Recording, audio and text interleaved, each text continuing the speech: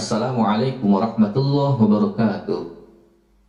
Alhamdulillahilladzi hadana lihadza wa ma kunna linahtadiya laula an hadanallah. Asyhadu an la ilaha illallah wa asyhadu anna Muhammadan abduhu wa rasuluh. Pemirsa Zaf Quran dan Entertain, sobat-sobat Quran, pertama tentunya kita bersyukur ya kepada Allah SWT. Mudah-mudahan dengan kita pandai bersyukur, maka Allah SWT akan memudahkan segala urusan kita. Kemudian selawat juga tak lupa kita sanjung agungkan ya, kepada baginda Rasul SAW. Mudah-mudahan juga kita sebagai bagian daripada umatnya yang senantiasa peduli dengan sunnah-sunnahnya dan mengutamakan sunnah-sunnah baginda Rasul SAW. Baik pemirsa Zaman Quran and Entertain, pagi ini tepat pada tanggal 26 Juli 2020 bertepatan dengan 5 Zulhijjah kalau saya tidak salah, 1441 Hijriah. Baik, pada pagi ini saya hanya ingin berbagi ya, menuangkan pemikiran saya yang sampai detik ini ada sedikit risauannya. Risauannya apa gitu? Ya, sekarang ini kan tentang barisan sholat yang berjarak. Pertanyaannya begini, mau sampai kapan? Gitu. Mau sampai kapan sholat kita di masjid secara berjamaah dengan berjarak hampir lebih kurang 1 meter? Sangat jauh sekali ya. Gimana sih pendapat kalian-kalian semua gitu? Sepertinya kita sudah jauh sekali meninggalkan sunnah-sunnah baginda Rasul Sallallahu Alaihi Wasallam. Ya, kalau kita coba mengenang kisah, tentunya dari kitab-kitab, dari hadis-hadis Rasul Sallallahu Alaihi Wasallam, dan terutama dari Al-Quran ya sumbernya. Bahwa ini pendapat saya, coba deh kita kembali kepada sejarah Nabi Ibrahim alaihissalam. Coba bayangkan, Nabi Ibrahim alaihissalam itu mengorbankan anaknya, sementara anak itu adalah merupakan yang dia tunggu-tunggu, yang dia damba-dambakan, dan anak ini cerdas sekali, yaitu Nabi Ismail alaihissalam. Dalam Al-Quran bahkan Allah kisahkan betapa pengorbanan Nabi Ibrahim alaihissalam dan ketaatan daripada Nabi Ismail alaihissalam. Bayangkan ketika kalau Allah yang sudah memerintahkan, meskipun kematian sudah di depan mata, anak semata wayang yang sangat dicintai, pada saat itu Allah perintahkan untuk disembelih. Betapa pengorbanan luar biasa Nabi Ibrahim alaihissalam.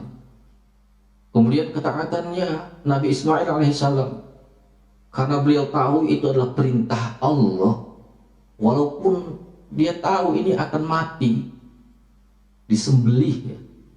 Tetapi karena taatnya kepada Allah, dia yakini sebagai mati yang dalam keadaan yang diinginkan Allah, karena itu perintah Allah Subhanahu wa taala.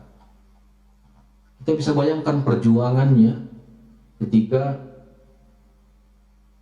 demi untuk ketaatan kepada Allah Subhanahu wa taala. Kita bandingkan dengan kita saat ini, begitu Allah Subhanahu wa taala uji dengan wabah corona. Kita mungkin sudah agak malas yang membahasnya, tapi bagi saya bukan itu yang paling penting ya. Bayangkan ketika kita diuji oleh Allah sehingga sampai kita tidak lagi mengindahkan, tidak lagi lebih mengutamakan perintah Allah, dan kita lebih mementingkan kepentingan segolongan, lebih taat kepada perintah manusia. Ketika manusia mengatakan tutup masjid, maka kita pun langsung ikut. Padahal Allah Subhanahu wa taala banyak sekali menyantumkan dalam Al-Qur'an bagaimana hukumnya ya memakmurkan masjid Allah. Innama ya'muru masajidallahi man amana billahi wal yawmil akhir wa aqama as-salata wa ata az-zakah wa lam yakhsha illa Allah fa'asa ulaika ay yakunu minal muhtadin. Di ayat itu ada satu kalimat yang sangat dahsyat, wa lam yakhsha illa Allah. Jadi orang yang mau memakmurkan masjid Allah itu tidak akan takut kepada siapapun. Wa lam yakhsha illa Allah, tidak akan takut kepada siapapun, kepada apapun selain daripada Allah Subhanahu wa taala. Karena pasti ada hikmahnya. Sekalipun dalam keadaan berbahaya, tapi Allah Subhanahu wa taala pasti akan melihat siapa yang lebih taat kepadaku walaupun harus mendatangkan sebuah kematian. Itulah kira-kira pemahamannya kalau menurut saya tuh begitu. Bahkan ada dalam Al-Qur'an surat An-Nisa ayat 102. Saya tidak bacakan ayatnya, saya akan bacakan artinya. Bisa dilihat di surat An-Nisa ayat 102. Ya, kita bisa bandingkan keadaan saat ini dengan ayat yang kita akan bacakan ini. Artinya, dan apabila kamu berada di tengah-tengah mereka, sahabatmu, ini ketujuh kepada Nabi Muhammad SAW. Dan wahai Muhammad, apabila kamu berada di tengah-tengah sahabatmu, lalu kamu hendak mendirikan sholat berjamaah sama mereka, maka hendaklah segolongan dari mereka berdiri sholat besertamu dan menyandang senjata. Jadi ayat ini menunjukkan bahwa situasi itu saat perang, situasi itu saat genting. Kemudian apabila mereka yang sholat besertamu, sholat yang bersamamu sujud telah menyempurnakan 1 rakaat, maka hendaklah mereka pindah dari belakangmu untuk menghadapi musuh. Artinya bergantian satu barisan sholat terlebih dahulu, yang lain menjaga situasi. Ya. Kemudian sambungannya, dan hendaklah datang dari golongan yang kedua yang belum bersembahyang, lalu bersembahyanglah mereka denganmu. Artinya bergantian ini. Jadi yang satu saf itu sholat, yang satu safnya lagi itu menyandang senjata. Karena musuh di depan mata. Artinya dalam keadaan seperti ini, Allah itu masih menyuruh untuk melaksanakan sholat berjamaah. Walaupun ada keringanannya itu 1 rakaat, tapi tetap harus sholat secara berjamaah. Artinya dalam keadaan kondisi seperti itu, kita bisa bayangkan seandainya misalkan saat kita hubungkan dengan keadaan sekarang ini, mana yang lebih berbahaya? Saat perang itu kondisi seperti apa? Itu dahsyat sekali. Tapi Allah masih mewajibkan untuk sholat berjamaah. Bandingkan kita saat ini dengan wabah corona yang tidak tahu kita. Bukti sampai sekarang ya alhamdulillah ya. Tapi karena kita yakin dengan Allah, alhamdulillah selama ini kita sholat berjamaah tetap seperti biasa. Alhamdulillah. Ya memang kita tahu, dan sekarang tentang corona ini juga banyak sekali berselisih pendapat. Kita tidak jelas arahnya kemana. Kita diobok-obok sangat dahsyat. Sampai seolah-olah masjid itu menjadi ruang daripada wabah yang ada dalam pikiran kita saat ini. Dahsyat sekali. Padahal perintah-perintah Allah sudah kita abaikan sekali. Nah, kemudian sambungan daripada ayat itu, dan hendaklah mereka bersiap siaga dan menyandang senjata. Bayangkan, artinya itu seperti yang saya katakan tadi. Jadi menyandang senjata, ya, yang lain sholat dan bergantian. Nah, artinya dalam keadaan seperti itu kondisinya harus tetap melaksanakan sholat berjamaah. Nah, sekarang kita ini ketika wabah yang tidak jelas arahnya, sampai detik ini juga tidak ada yang bisa memastikan, ya, hanya di media yang sangat dahsyat kita langsung lebih mengutamakan perintah manusia daripada perintah Allah Subhanahu wa taala. Nah, kemudian itu kerisauan saya yang pertama. Nah, oke, sudah selesai. Akhirnya sekarang masjid pun dibuka, ya kan? Nah, setelah dibuka ternyata belum cukup untuk mengobok-obok, ya. Apalagi, nah sekarang barisan saf berjarak 1 meter, ya.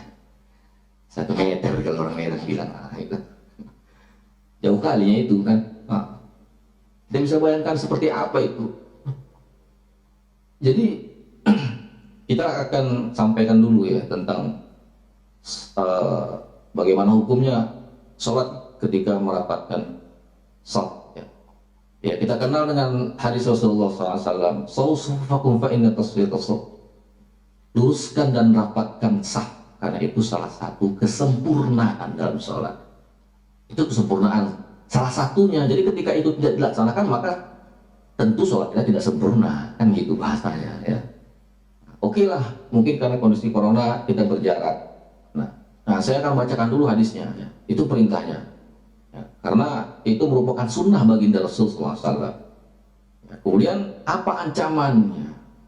Ancaman bagi orang yang sholat berjarak, apa ancamannya?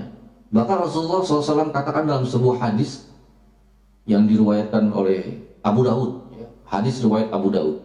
Karena Rasulullah SAW yatakhallul suffu min nahiyati ila nahiyah yasmahu manakibana wa sudurana wa yaqulu la takhtalifu fatakhutalif qulubukum.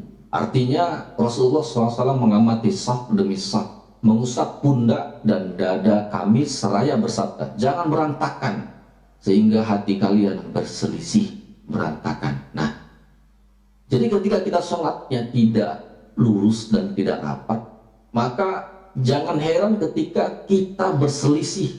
Makanya saat ini kalau kita lihat Islam itu terpecah belah, ya memang faktanya sholatnya juga sudah terpecah belah, ya kan? Nah, sehingga ya sudah hancur habis-habisan. Jadi sudah sholatnya terpecah belah, yang jelas ancamannya hati-hati umat Islam ini sekarang sudah terpecah belah karena sholatnya sudah berpisah. Nah, itu ancamannya. Jadi jangan heran ketika saat ini umat Islam terpecah belah. Kenapa? Sholatnya sudah terpisah, maka hati-hati kita pun terpisah. Itu yang terjadi saat ini. Nah, kalau kita mengambil pelajaran dari sejarah Nabi Ibrahim dan Nabi Ismail, kita bayangkan pengorbanan mereka. Kemudian ketaatan daripada Nabi Ismail alaihissalam, artinya lebih mengutamakan kepentingan Allah, lebih mengutamakan ketaatan kepada Allah daripada resiko yang lain. Sekarang kita tidak lagi mementingkan kepentingan Allah, tidak lagi mementingkan kepentingan, tidak lagi taat kepada Allah dan tidak lagi taat kepada sunnah baginda Rasulullah. Kita sudah hilangkan taat kepada Allah dan kita sudah hilangkan sunnah baginda Rasulullah SAW. Banyak sekali yang sudah kita hilangkan hanya karena mementingkan perintah manusia. Mau sampai kapan? Mau sampai kapan? Nah, ini hadis-hadisnya sudah cukup ya, yang sudah disampaikan dalil-dalilnya. Jadi satu hal lagi yang menjadi kerisauan saya, oke lah kalau memang masih berpikir tentang menjarak saf ketika sholat berjamaah. Jadi yang perlu pertimbangan lagi begini, saya sudah baca dari literatur hadis tentang bagaimana hukumnya ketika sholat berjarak ya. Dan berbagai macam hadis sudah mengutarakan dan berbagai pendapat dari para ulama mengatakan bahwa sholat tetap sah, ya, sholat tetap sah, tetapi tidak dihitung pahala berjamaah, kan begitu. Itu kesimpulan secara keseluruhannya. Artinya menyatakan semua sah sholatnya, namun tidak dihitung pahala berjamaah. Sholatnya sah, gitu, tapi tidak dihitung pahala berjamaah. Nah, sekarang pertanyaannya begini, kalau misalkan sholat berjamaah, sholat 5 waktu, ketika kita barisan safnya berjarak, sahkah sholatnya? Sah, tapi tidak dihitung pahala berjamaah. Nah, sekarang pertanyaannya, tetap sah dan tetap ada nilai pahalanya, tidak dihitung jamaah, berarti dilaksanakan sholat sendirian. Dan boleh dan ada hukum yang membolehkan ketika sholat sendirian ketika ada uzur yang syar'i, menurut syar'i. Nah, tetapi pertanyaannya, kalau sholat Jumat ketika sholat safnya itu berjarak-jarak, sah nggak sholatnya? Ya, saya nggak bisa bilang sah. Sebab kalau dibilang sah, sholatnya tidak dihitung berjamaah. Emang ada sholat Jumat yang dilaksanakan sendirian? Kan itu pertanyaan. Ada nggak sholat? Misalkan kita telat sholat Jumat. Misalkan kita nggak dalam keadaan perjalanan, terus kita nggak bisa melaksanakan sholat Jumat karena mungkin dalam satu situasi yang darurat ya, kita tidak bisa melaksanakan sholat Jumat. Nah akhirnya mungkin kita telat, orang sudah selesai sholat Jumat. Nah apakah kita akan tetap melaksanakan sholat Jumat? Kan tidak hukumnya. Maka jatuh hukumnya itu adalah kita harus melaksanakan sholat zuhur jatuhnya. Jadi bukan sholat Jumat. Nah, jadi kalau misalkan sholat Jumat safnya itu berjarak, kan tidak dihitung berjamaah. Sekarang pertanyaannya, emang ada sholat Jumat dilakukan sendirian? Ya, itu konyol nih satu. Bayangkan. Makanya dari beberapa ulama mengatakan kalau memang darurat, ya sudah jangan ditiadakan, kan itu hukumnya. Tidak ada alternatifnya, cuma dua, tetap dilakukan seperti biasa atau ditiadakan. Jadi bukan dijarak. Ini namanya sudah akal-akalan ya. Kalau menurut saya sudah akal-akalan, konyol sekali. Nah, kenapa saya katakan konyol? Oke lah, kita sholat menjaga jarak social distancing, kan gitu bahasa kerennya. Nah, cuma pertanyaannya, ketika sholat berjarak, ya kan? Tapi ketika setelah selesai atau sebelum sholat misalkan, saya perhatikan di masjid itu begitu. Jadi sholatnya berjarak, ya, sholat berjarak. Tapi ketika selesai sholat berjamaah, mereka berjalan gitu, berdekatan jalannya, ya menuju ke tempat sendal gitu kan. Nah, kadang-kadang sebelum keluar dari masjid ya mereka berbicara seperti biasa tanpa ada masalah. Aneh gitu, kenapa sholat kok bisa berjarak, tapi ketika mereka ngobrol kok bisa berdekatan ketika setelah sholat. Nah, kenapa kok jadi sholat yang dikacau balaukan?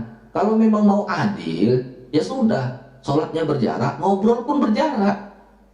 Gitu, itu harusnya kan seperti itu kan. Nah, itu adilnya begitu. Aneh, konyol menurut saya gitu. Jadi sangat apa namanya? Ya, saya nggak ngerti lagi deh gitu. Apa dalam pikiran, pertanyaan saya itu mau sampai kapan gitu? Sampai Allah murka gitu. Makanya saat ini sudah terpecah belah. Nah itu jadi aneh. Emang sholat Jumat itu ada sendiri kan gitu? Nggak ada. Nah, satu, yang pertama. Yang kedua apa lagi? Dan ini sudah fakta gitu. Ketika sholat jaraknya 1 meter. Nah ketika misalkan ada satu momen acara kegiatan di satu kampung, nah gitu kan, di satu kampung misalkan acara pendurian, syukuran, itu jaraknya duduknya seperti biasa, rapat, satu rumah, satu dalam ruangan, duduknya rapat-rapat, ramai, duduknya rapat-rapat, gitu, nggak ada berjarak, gitu. Dan itu lama sampai 1 jam lebih, gitu. Kok bisa itu rapat? Kok sholatnya berjarak? Gitu. Jadi, aduh ya Allah ya Rabbi. Jadi saya memang konyol sekali kita ini ya. Betul-betul kita sudah diobok-obok habis-habisan, asli. Saya, ya Allah mau sampai kapan gitu kan. Dan faktanya, ya kita sudah keliling masjid juga gitu kan. Nah, ya kita datangin itu rata-rata masjid yang memang sholatnya dari awal sampai detik ini itu seperti biasa, normal ya, alhamdulillah gitu. Walaupun tetap mematuhi protokol kesehatan, pakai masker, tapi tetap sholatnya seperti biasa, jarak seperti biasa, tidak ada masalah. Dan alhamdulillah sampai saat ini tidak ada masalah. Itu sampai detik ini, gitu. Jadi aneh gitu menurut saya, gitu kan. Jadi tadi kembali lagi kepada kisah Nabi Ibrahim alaihissalam dan Ismail. Nah, kita tidak lagi mementingkan perintah Allah dan tidak lagi mementingkan sunnah. Kita sudah menghilangkan semua itu. Kita lebih mentaati perintah manusia. Kita ini sudah diobok-obok habis-habisan. Nah, jadi itu yang jadi pertanyaan konyol. Kalau memang mau berjarak, ya sudah semua harus berjarak. Ya kan? Apa bedanya ketika misalkan sholat berjamaah, safnya jarak. Tapi ketika misalkan ada momen acara apa, syukuran atau apa segala gitulah bentuknya, ya kan? Nah, terus duduknya itu rapat gitu. Kalau memang tujuannya untuk menghindari corona, ya jangan rapat duduknya. Justru itu lebih berbahaya. Kenapa? Karena momennya itu lama, di 1 jam. Sholat itu hanya berapa menit. Bayangkan, konyol kan? Nah, jadi saya pikir, aduh, ini kita sudah, ya Allah ya Rabbi. Jadi mau sampai kapan? Jadi saya cuman menyampaikan kerisauan dalam hati. Ya, mudah-mudahan ini bisa merefreshkan pikiran ya. Ya, berbagilah. Ya, pertanyaan saya itu mau sampai kapan gitu. Coba jawab deh gitu. Ya, kita saling berbagi. Mau sampai kapan ini mau dibuat gitu. Nah, ya, mau sampai kapan? Allah Akbar. Jadi memang luar biasa ya. Jadi mudah-mudahan ya risauan ini tetap segera hilang ya, segera punah. Jadi kita harus lebih bijaksana dalam mengambil tindakan ya. Bijaksana dalam berpikir ya. Jadi jangan semata-mata ikut tapi nggak jelas arahnya ya. Ya, ini sebab daripada kerisauan sebenarnya. Kerisauan kenapa sampai seperti itu gitu loh, mikirnya kemana gitu. Itu jadi mau dibawa kemana masjid itu. Jadi ya itulah ya, hilangkanlah kekonyolan itu ya. Jadi udah cukup lah menurut saya. Jadi sekarang sudah waktunya, katanya new normal, ya sudah normal saja. Tapi pusing-pusing normal. Nah, kan udah diperintahkan new normal saja. Kenapa masih harus yang lain? Kita melaksanakan kegiatan yang lain aman, biasa seperti biasa. Kenapa soalnya dijarak?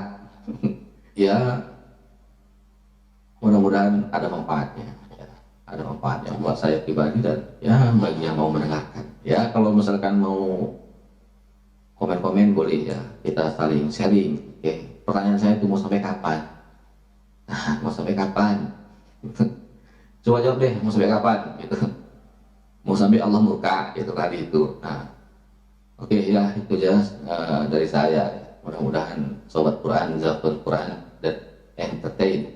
Mudah-mudahan kita tetap istiqomah melaksanakan perintah Allah, berusaha sekuat tenaga kita dan tetap melaksanakan sunnah baginda Rasulullah SAW. Yakinlah bahwa ketika kita tetap istiqomah melaksanakan itu, maka Allah tidak tidur ya. Allah tidak akan mungkin tidak melihat siapa hambanya yang taat, siapa hambanya yang cinta dengan Nabi Rasulullah SAW. Allah pasti tidak tidur ya. Pasti Allah akan memberikan satu keistimewaan tersendiri. Nah, ya, itu aja, mudah-mudahan bermanfaat sebagai melepaskan kemudaratan ya. Kita doa kifaratul majlis. Subhanakallahumma bihamdi asyhadu an la ilaha illa anta astaghfiruka wa atubu ilaik. Assalamualaikum warahmatullahi wabarakatuh.